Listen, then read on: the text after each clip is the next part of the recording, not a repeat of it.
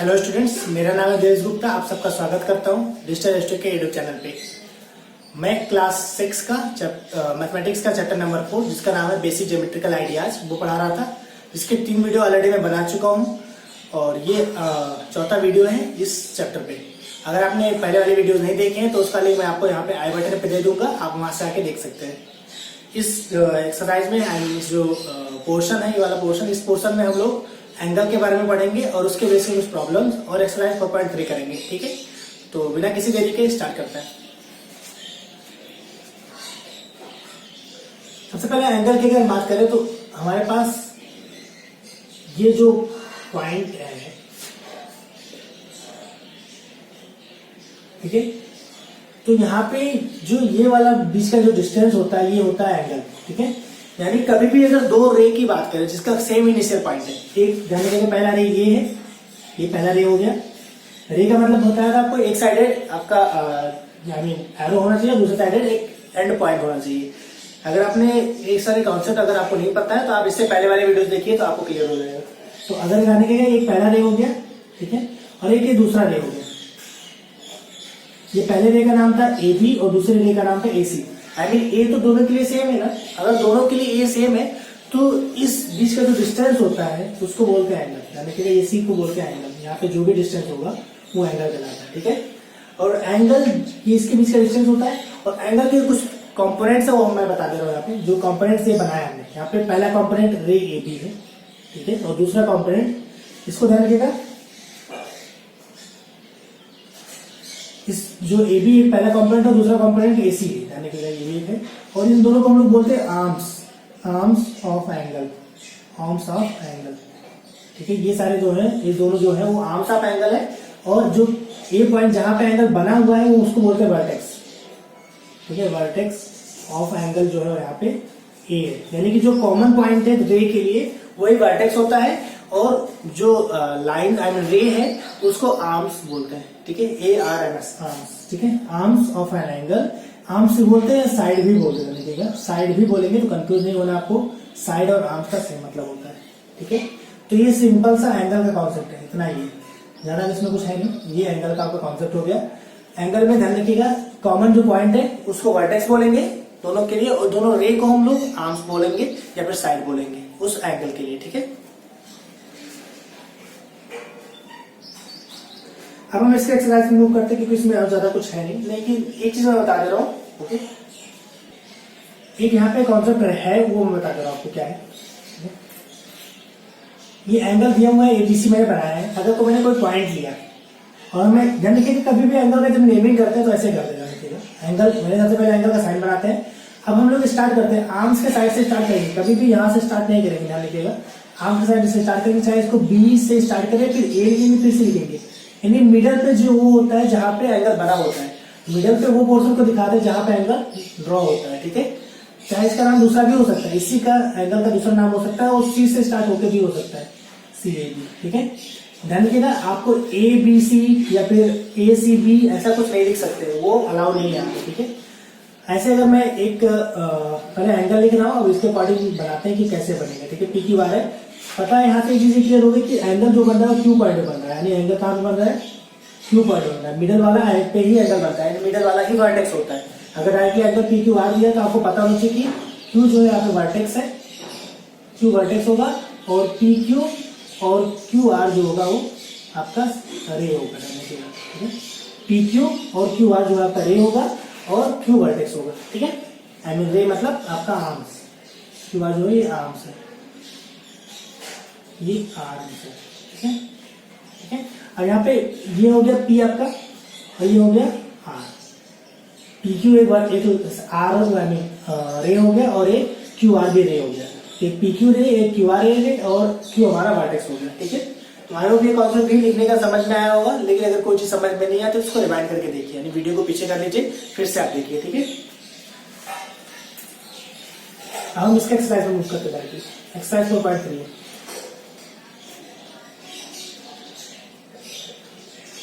ठीक है, इसमें सबसे पहला दिया है name the angle in the given figure. एक फिगर दिया है, पहला क्वेश्चन ध्यान रखिएगा यहाँ पे, ये पहला क्वेश्चन पे ऐसे दिया हुआ है इन्होंने,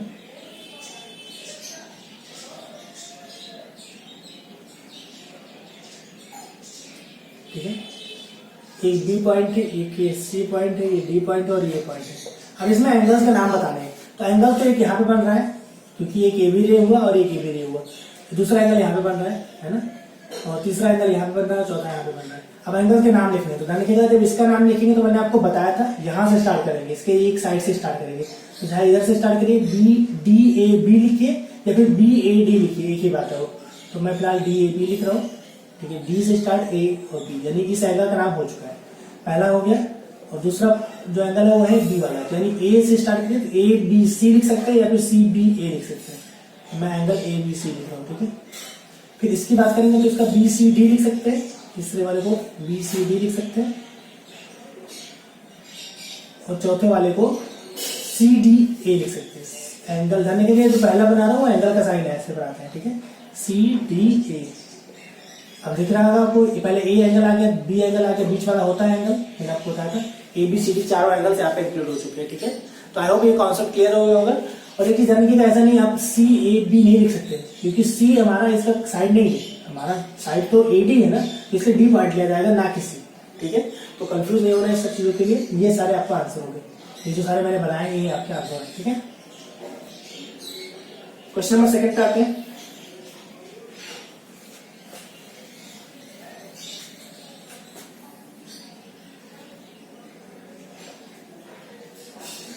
द गिवन डायग्राम्स, ओके, एक यहाँ पे डायग्राम दिया हुआ इन्होंने।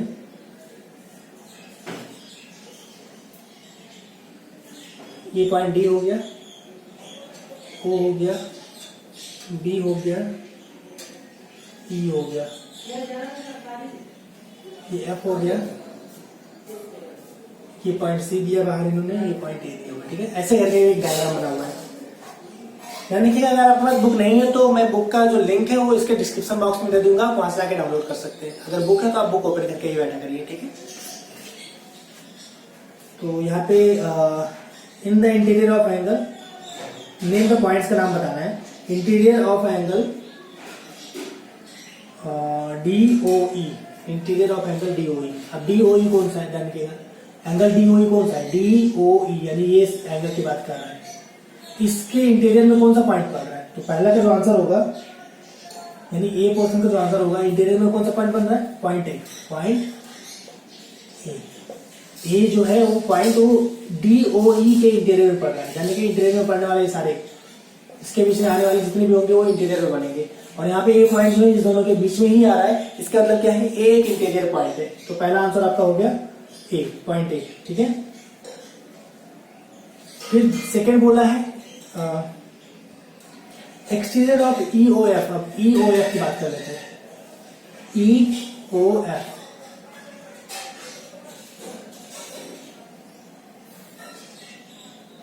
अब आपको बहुत ही ध्यान से देखना है, यहाँ पे डी ओ एफ की बात नहीं, ई ओ एफ की बात कर रही है, सिर्फ इसकी बात कर रही है।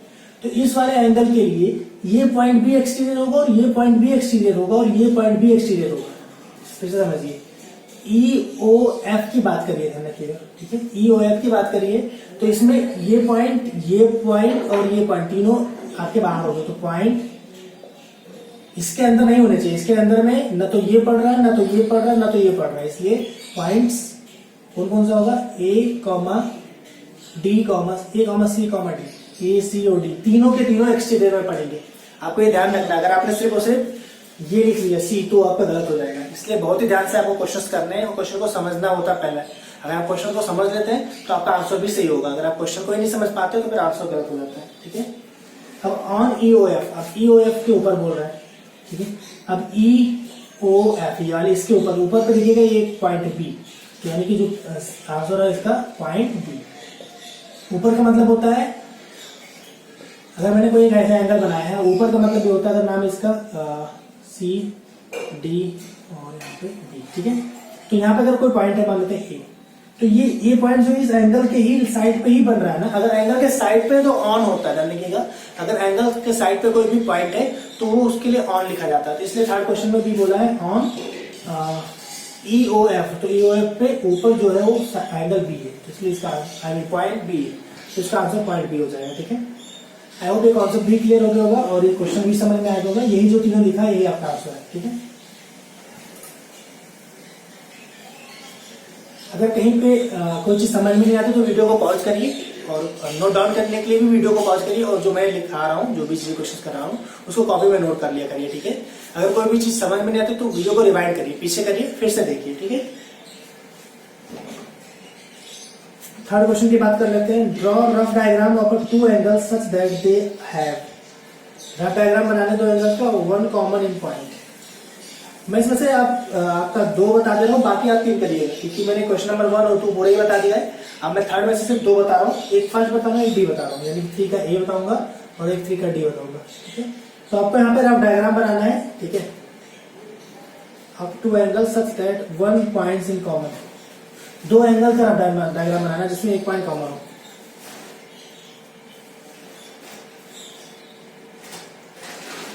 ठीक है।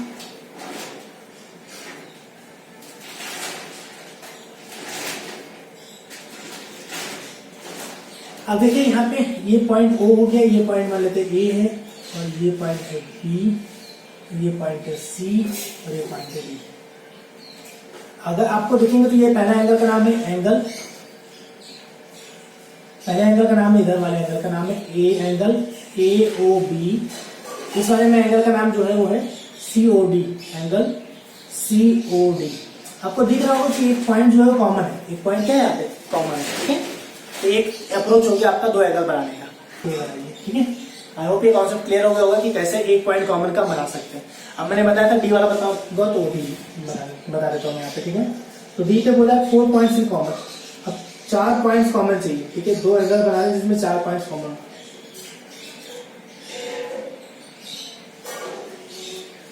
4 पॉइंट्स इन कॉमन।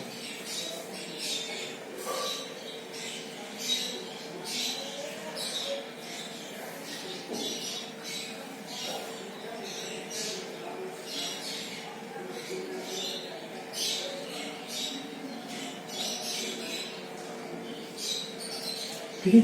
अब देखिएगा यहाँ पे एंगल तो मैंने बना दिया, ठीक है। अब इसमें ध्यान से देखिएगा, अब हमें इसमें 4 पॉइंट्स कॉमन लाने हैं। तो पहले हम तो बना लेते हैं इसका नाम ए बी और सी, यानी पहला एंगल जो है ये वाला एंगल की बात कर रहा हूँ यहाँ पे, ठीक है।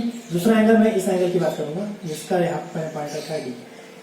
तो अगर आप देखेंगे कॉमन पॉइंट इस वाले एंगल्स और इस वाले एंगल में कॉमन पॉइंट, तो अगर हम लोग जानेंगे कि इस एंगल की बात कर रहे हैं तो 1-2 पॉइंट कॉमन हो गया इसके लिए, ठीक है। अब हमें 4 चाहिए, लेकिन हमें पॉइंट तो 4 चाहिए ना, तो 2 और पॉइंट इसमें बना लीजिए। इसमें बनाइएगा, इसमें नहीं बनाइएगा, देखिएगा 2 पॉइंट, तो एक तो बी कॉमन है, एक सी कॉमन है। इस वाले एंगल के लिए बी और इस वाले एंगल के लिए बी सी कॉमन है। और बनाना तो यहाँ पे ई और एफ लिख लीजिए, ठीक है। अब यहाँ पे ये 4 पॉइंट कॉमन हो गए, तो डी और एक ई और एफ, सॉरी डी कॉमन नहीं है, क्या क्या कॉमन हो गए, बी ई सी एफ, ठीक है। ये आपके 4 पॉइंट कॉमन हो गए, तो आपको ये बनाना था, ठीक है। 4 पॉइंट्स इन कॉमन, तो आपका ये आंसर हो गया, ठीक है।